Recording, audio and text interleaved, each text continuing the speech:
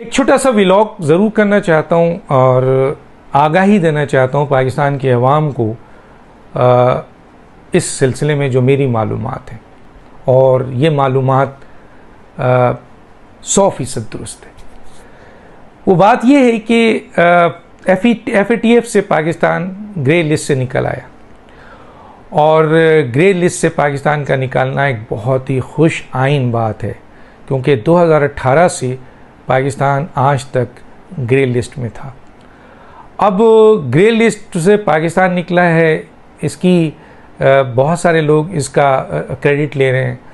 मौजूदा हुकूमत भी क्रेडिट ले रही है, वज़ीर आज़म भी ले रहे हैं, वज़ीर ख़ारजा भी ले रहे हैं, बिलावल भुट्टो भी ले रहे हैं, इसी तरह इमरान ख़ान भी ले रहे हैं। इमरान ख़ान के और जो वज़रा हैं वो भी एक क्रेडिट ले रहे हैं कि ये हमारा काम है, हमने बड़ा काम किया। पहले तो ये मैं बता दूं कि ज़ाहिर है पाकिस्तान का मसला था। पाकिस्तान को ग्रे लिस्ट से निकालने के लिए पाकिस्तान के जो भी हुकूमत रही है, मौजूदा हुकूमत या पिछली हुकूमत, उसने अपना रोल अदा किया। अब वो रोल कितना था, कितने संजीदगी से अदा किया, कितनी अहलियत थी उनमें, क्या रोल उन्होंने अदा किया, मैं इस डिटेल में नहीं जाना चाहता। मैं सिर्फ ये बताना चाहता हूँ कि मानिए कि आज की हुकूमत के भी का रोल है और पुरानी जो हुकूमत है इमरान ख़ान की, उसका भी रोल है, क्योंकि 2018 से तो इमरान ख़ान की हुकूमत थी और अभी गई है, और अभी शहबाज शरीफ साहब की हुकूमत आई है।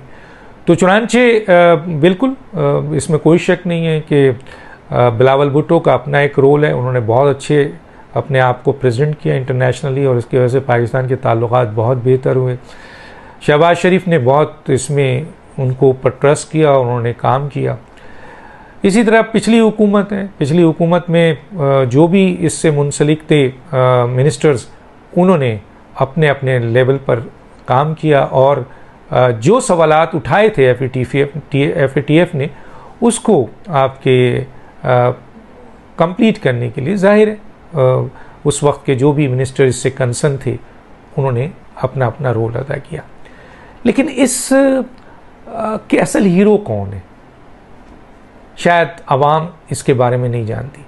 देखिए, मैं एक बात आपको फिर बता देता हूँ, चाहे PTI वाले नाराज़ हों या कोई हो, 3 साल 7 महीने की इस हुकूमत में, जो इमरान ख़ान की हुकूमत है, इंटरनेशनली जो फंडिंग सपोर्ट इमरान ख़ान को मिली, उसका क्रेडिट जनरल कमर बाजवा को जाता है। उन्होंने ये पूरा एक अपना रोल अदा किया, अपनी बेहतरीन सलाहियत से, बेहतरीन ताल्लुकात से, पाकिस्तान के नाम से, अपने इदारे की जो उनका एतमाद है दुनिया को इस इदारे पे, उसको लेकर उन्होंने पाकिस्तान को बैनुल-अक़वामी दुनिया की फंडिंग में अहम किरदार अदा किया, जिसकी वजह से पाकिस्तान की कई मुआशी मसले में जो रिक्वायरमेंट थी मौजूद पिछली हुकूमत को, इमरान ख़ान की हुकूमत को, उसका क्रेडिट कमर बाजवा साहब को जाता है। ये तो जाते ही जाता है, ये भी मैंने बता दिया।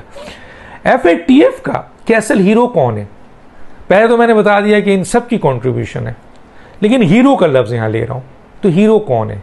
यहाँ हीरो हैं जनरल कमर बाजवा साहब, जिन्होंने इस मसले को संजीदा लिया, जिन्होंने इस मसले की अहमियत को समझा, जिन्होंने समझा कि अगर पाकिस्तान ग्रे लिस्ट से नहीं निकलता या इससे भी ज़्यादा चला जाता है, ब्लैक हो जाता है, तो पाकिस्तान के लिए कितना ख़तरनाक हो जाएगा। चुनांचे एक आर्मी चीफ की हैसियत से नहीं के साथ साथ एक आर्मी चीफ की हैसियत के साथ साथ एक पाकिस्तानी और एक इस मुल्क के बेहतरीन मफाद को सामने रखते हुए उन्होंने एक कमेटी तश्कील दी, जिनमें पाकिस्तान के, मैं किसी ख़ास आदमी का नाम नहीं लेना चाहता, पाकिस्तान के अहम तरीन उसमें फ़ौजी अफसर मौजूद थे, और उसको सपोर्ट कर रही थी पाकिस्तान की MI और ISI, जिनका बहुत बड़ा रोल है इस FATF के ख़त्म होने में।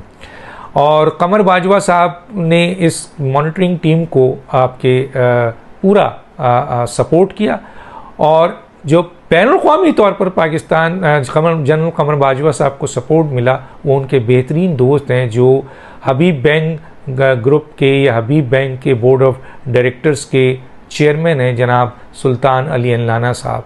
सुल्तान अली अल्लाना साहब ने बैनुल-अक़वामी तौर पर पाकिस्तान को ग्रे लिस्ट से निकालने में उनका बहुत अहम किरदार है, और उन्होंने जनरल कमर बाजवा साहब की बात को के साथ खड़े होकर बैनुल-अक़वामी तौर पर अपने ताल्लुकात का इस्तेमाल करते हुए ग्रे लिस्ट से पाकिस्तान को निकालने में बहुत अहम किरदार अदा किया। तो ये हैं वो हीरो जो छुपे हुए तो हैं लेकिन असल हीरो हैं। डॉक्टर दानिश को याद दीजिए। अल्लाह हाफ़िज़।